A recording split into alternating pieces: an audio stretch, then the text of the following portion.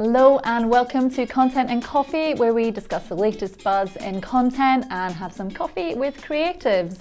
And today I am here with Sam Elsden from Beast Creative. Welcome, Sam. Hello, thank you. It's great to have you on. Now, Sam I have worked with on multiple projects and he is one of my go-to graphic designers. He can do tremendous things with PDFs, but that's not what you always do, is it? Not strictly my speciality, but yes, I can work with PDFs. Tell us about what your speciality is, Sam. I like to focus on branding. Yes, you do. And the messages behind it, and to create something that's more than just a logo. I think it's important to talk to the client, talk to the employees in the businesses, and understand the business itself, so that the brand is more than just skin deep. I think that's the important thing about a brand, to really help the values shine through. Absolutely. And tell us a little bit about your brand, Beast Creative. Beast Creative. I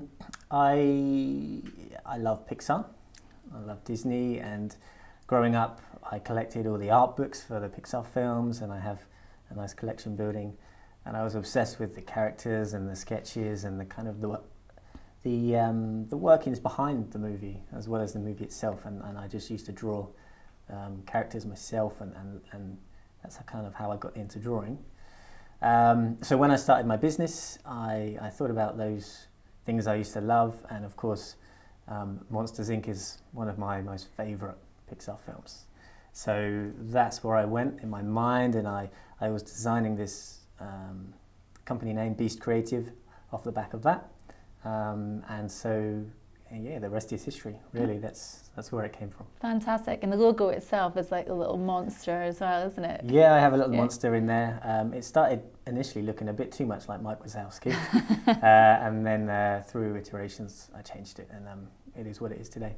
Awesome. Yeah. It's brilliant. And I absolutely love it. Actually, when I knew about you before I actually met you, because I was doing a little search locally. I was looking for other little creative businesses and stuff nearby, and yours was one of the businesses that caught my eye, because I went on your website, which I know that you slated because you didn't like it back then, but I was like, oh, this guy's got some really good stuff, I can definitely connect with him.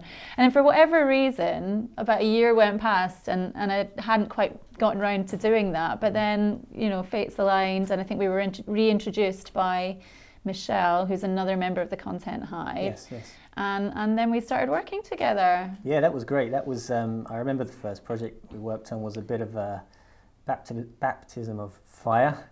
There was a rush job that you needed some design input on. So I jumped in, and I think one hot summer weekend we kind of smashed through it and got it out by the Monday. Don't often work like that. I like to have my weekends for myself, but we did it, and then we've worked together ever since. Yeah. So it was great fun. It's amazing. Now you're part of the Content Hive, official, Yeah. part of the core team. So tell me a little bit about what you're looking forward to from the Content Hive.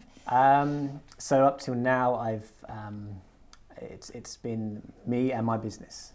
So one of the ways that I find my inspiration is talking to other creatives. And kind of bouncing ideas off each other, and going full weird before we bring it right back round and have something that's acceptable as a finished result. So that collaboration is really important to me. Conversations, and just being able to kind of turn around and ask someone, is this good? Is this bad? What do you think? Would this work for the target audience? Who knows? And sometimes when I'm staring at a screen all day, I can't answer those questions myself. So that's going to really help. Exactly. Workshopping and sticky notes. That's what, yeah. That's what I love. Yeah. That's what I get excited about. We'll get all those cliche shots of everyone pointing at whiteboards and looking at all the post-it notes. Yeah, don't look at the BigBee website. I'm pretty sure it's full of those already. Yeah. Excellent. I loved your story about the origin of your brand and how it related to how much you love Monsters Inc. and stuff. Actually, your whole business is really quite reflective of your journey from your origins as well. We were chatting earlier about how you got into graphic design and typography initially because you loved skateboarding and the culture around that. Yeah, so I went through a skateboarding phase in my teenage years, and one of the reasons I was drawn to it was at first I was more interested in the graphics on the bottom of the decks as opposed to skateboarding itself. So that was my draw, and I used to copy the designs and make my own designs for skateboards, and that's what brought me into the graphics side. So from there, I think I already had an interest in art and the movies and everything, so it kind of all came together, and I realized that one day it must have clicked that I thought, oh, I can get paid to do this, and people pay for this kind of stuff, and I was interested in the technical side of graphic design rather than it just being art. So we have an emotional connection with something that's visual, but also from a graphic design perspective, it needs to be functional. Mm-hmm. So I was interested in that functionality and making something effective for a certain use.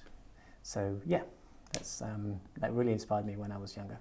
Excellent. And what I always find fascinating with graphic design, because I'm not that artistic, there's so much artistry in it, as well as all of the reasoning behind it as well. So just the combination of the two, you have to be quite a well-rounded person, do you think? Do you think that describes you very well? Well-rounded, yeah, absolutely. Well, I think you're right. I think it's a combination of it. Balancing the two can be tricky. Sometimes it's too artistic and it doesn't really fulfill the brief. Other times it can be too technical and it can be a bit stale and a bit boring. Mm. So yeah, finding that sweet spot is definitely important, and I try and hit it every time. But it's using design principles. When I get so into a job and my head's down and I'm busy working and it's not quite working and I'm kind of failing in small amounts until I find something that really, really works. And in those moments, I can forget the basic design principles, so I got to refresh myself, look at the brief, go back to it, and come up with that great solution. Has there ever been a time where you've gone to that crazy space and you're like, actually, no, that really works. I'm sticking with the crazy. Yeah, it has, and they've been the picture designs in the end, with presenting ideas, and you think, oh, that maybe is a little bit too off the wall. But it was the one that was preferred, the one that was picked, and that gives me confidence as well, because I know that I can push it. And my job as a designer is to always challenge the status quo and make sure that we're zagging when everyone else is zigging. Excellent. And so what is coming up in graphic design now that's really got you interested? So AI is something that's up and coming. I'm still getting to grips with it myself, but I play around on some AI generation tools. And they're not as easy, right? So, because you think AI means that it's going to do it all for you, right? But there's a technique to it, isn't there? Yeah, I think some people, there's one school of thought where you think you can punch in some words and then it just generates an image for you and then it's done. But I think there's another element to it where you can type in the words, it generates the image, and then it's what you do with that image that's really makes you stand out from everyone else. Mm-hmm. And I think some people call it cheating, but I think it's just another tool that I've yet to learn properly that I can add to my arsenal, just like using the traditional design software. What do you think are some of the cool applications for that? For the AI design? Yeah. It's tough. I don't know yet. I think it's so new. I'm trying to implement it in my process in some way, mm-hmm. To offer those maybe stranger ideas, because sometimes it does throw back some weird things, but that sparks something else. So I think it's useful for that in some places. But at the moment, the images that they generate are, at least from the results that I've been getting, are a little more abstract.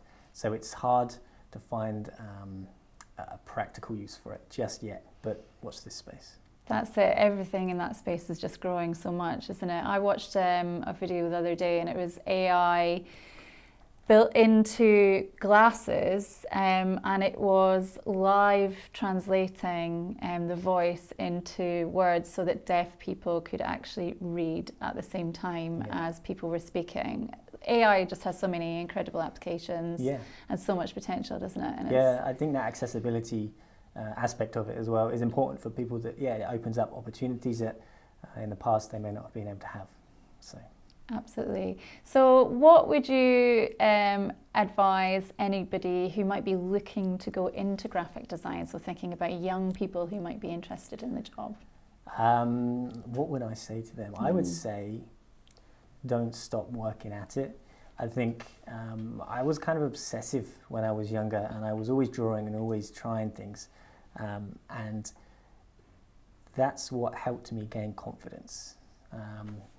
I still need more confidence, I think, but it's brought me to this point, and I was always just throwing things down on paper and looking at it and working and changing things. And what I often did actually was take existing brands and try and put my own spin on them. Some were terrible. They were really bad. Others were pretty good, and I was pleased with the result. But I think practice. That's really what helps. Something I've heard before is that you have 10,000 bad designs inside you, so you better start now and get those out of your system until you get to the good ones. That's a really great phrase. Sam, I'm looking forward to working with you more and more.